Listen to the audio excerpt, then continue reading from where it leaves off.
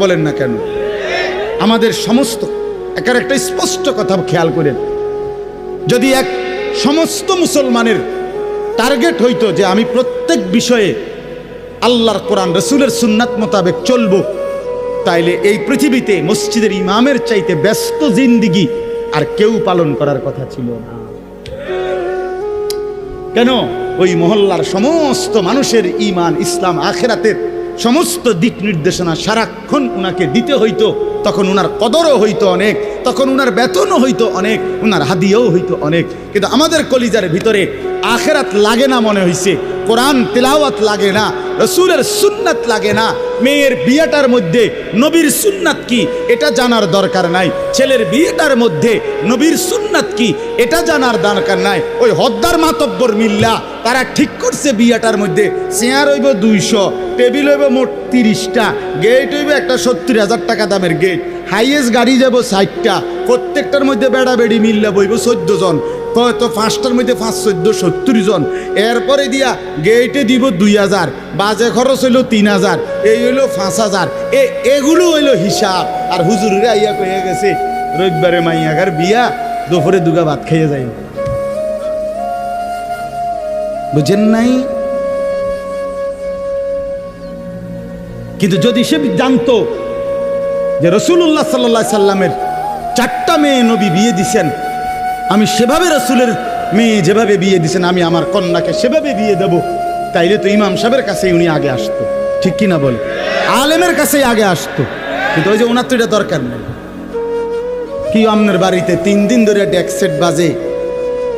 হ্যাঁ হুজুর, আসলে কিতা করবো, শরম দিয়ে না, ফুলাইনে আউশ করছে, ফুলাইনে শখ করছে। হায় রে আল্লাহ, হায় মুসলমান! এইভাবে রাসূলুল্লাহ সাল্লাল্লাহু আলাইহি সাল্লামের হুকুমকে, সুন্নাতকে গলা টিপে হত্যা করলেন। নবীজি নিজে বলছে না, আপনারা কতবার শুনছেন, নবীজি বলছে বিয়ে আমি রাসূলের সুন্নাত। বলছি কি না বলেন? আবার বলেন বলছি কি না? তাহলে যার সুন্নাত তার মতো হইতে হবে না?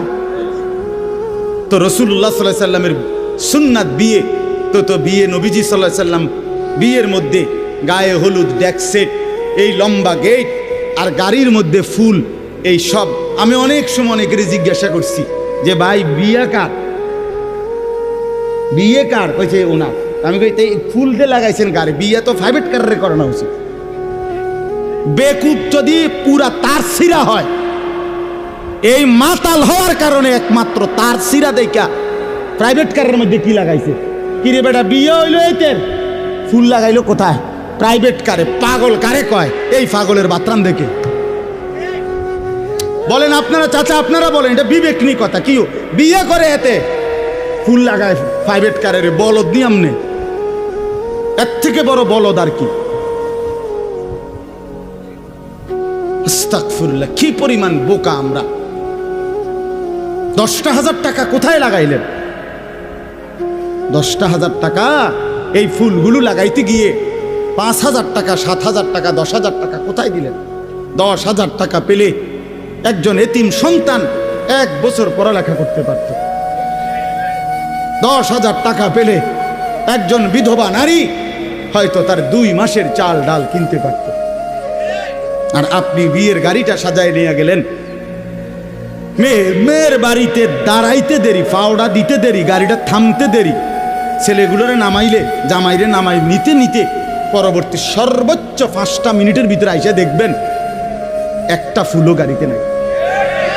এত বড় বেউকুফ যেটা আমার 5টা মিনিট টিকলো না, আমি কার জন্য সাজাই? কার জন্য সাজাই? এই জন্য বাবা